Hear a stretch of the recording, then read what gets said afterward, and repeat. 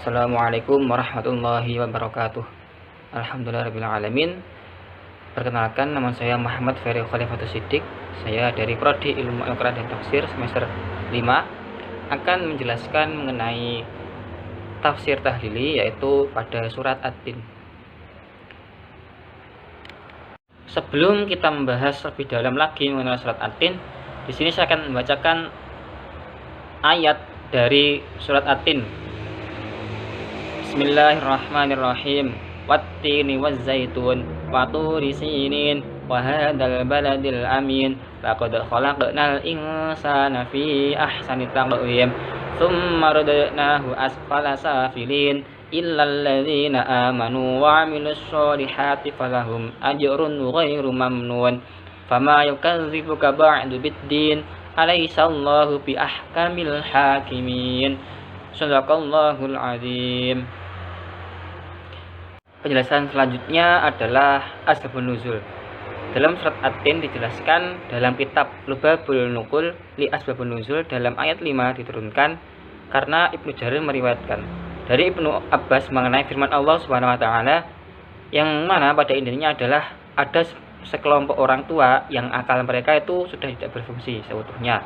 Kemudian Allah menurunkan firman-Nya yang berisikan tentang pemakluman di atas mereka. Mereka tetap memberi pahala dari apa yang diperbuatnya sebelum akal mereka tidak berfungsi seutuhnya. Lalu para sahabat sendiri menanyakan hal seperti itu kepada Rasulullah.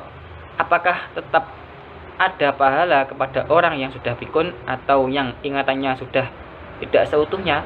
Lalu Rasulullah sendiri menjawab bahwa tetap mendapatkan pahala jika tetap beriman dan menjaga amal solehnya. Maka pahala akan terus mengalir dan tidak akan terputus. Baik, setelah dari penjelasan mengenai asbabun nuzul surat At-Tin, di sini saya akan menjelaskan mengenai penafsiran surat At-Tin, yaitu pada ayat pertama. Ini menjelaskan mengenai buah tin dan buah zaitun, hingga Allah sendiri menjadikan kedua buah tersebut sebagai sumpah karena banyak sekali manfaat yang ada di dalamnya. Lalu ulama tafsir sendiri menafsirkan mengenai buah tin dan buah zaitun ini. Tetapi pada dasarnya buah tin ini memiliki tekstur yang lunak dan lembut. Adapun buah tin atau buah zaitun sendiri biasanya diolah menjadi minyak. Nah, dari kedua buah tersebut itu memiliki banyak sekali kandungan khasiat yang ada di dalamnya. Seperti halnya mengenai kesehatan. Dari sini banyak sekali yang memanfaatkan buah tin dan buah zaitun untuk kesehatan tubuh.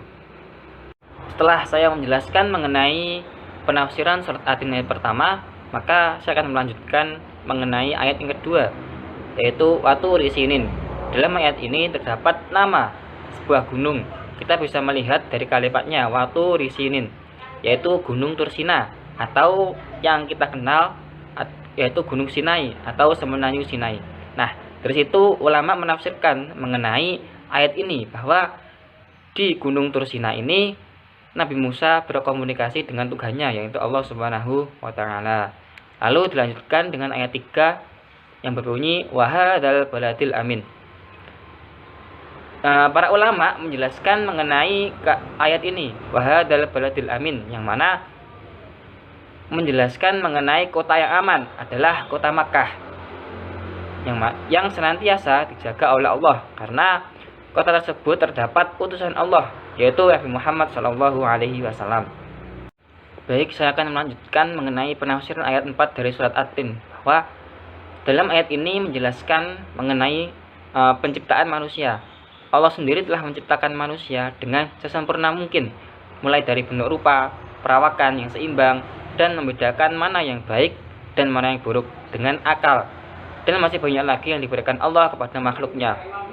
Dari hal tersebut dapat disimpulkan bahwa Allah itu telah menciptakan manusia dengan paling bagus atau paling sempurna dari makhluk-makhluk yang lainnya.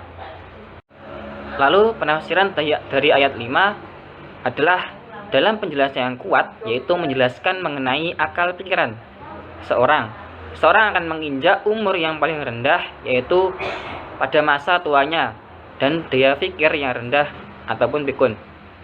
Yang sebelumnya manusia berada di fase mudanya, yaitu fase yang mana tubuh masih kuat-kuatnya. Nah, dalam ayat ini dijelaskan ada dua pendapat mengenai ayat ini tentang tempat yang serendah-rendahnya. Adapun pendapat yang pertama adalah tempat yang paling bawah adalah neraka. Dan pendapat yang kedua mengatakan manusia mengalami penurunan fisik.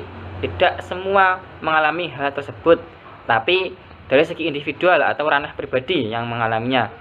Jadi tidak semua orang mengalami kepikunan, tapi rata-rata orang itu bila sudah menginjak masa tua, maka tubuhnya akan semakin menurun dalam artian kekuatannya dan pikirannya.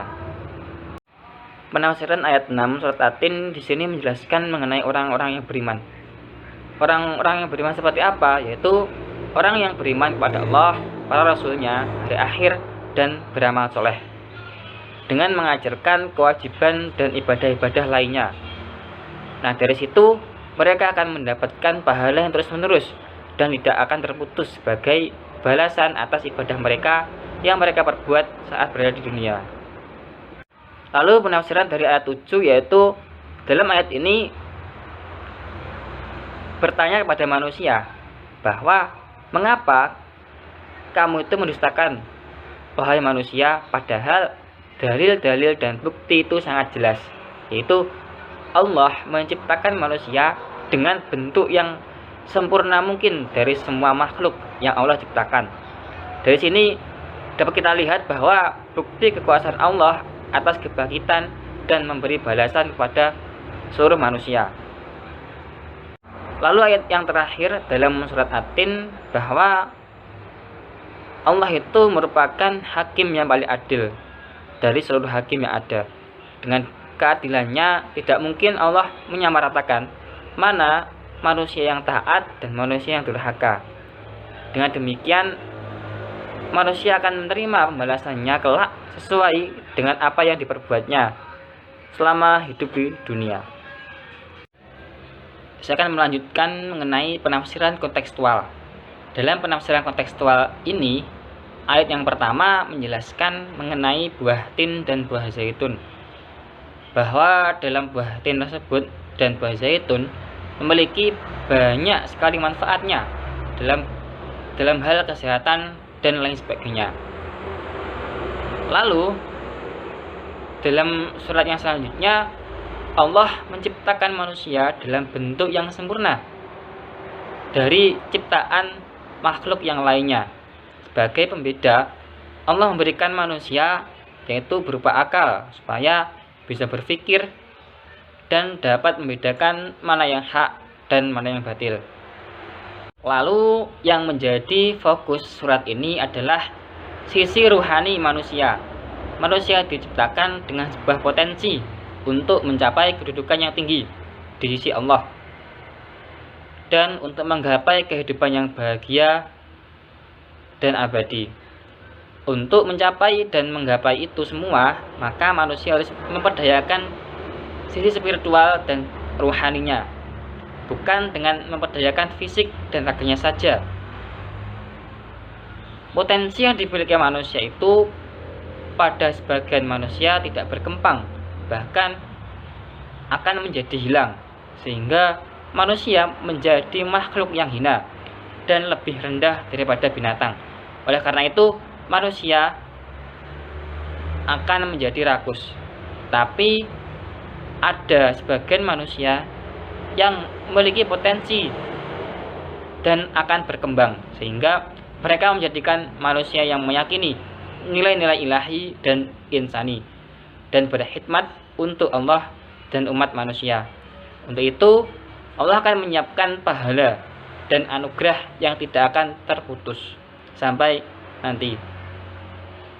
Demikian penjelasan dan penafsiran mengenai surat At-Tin.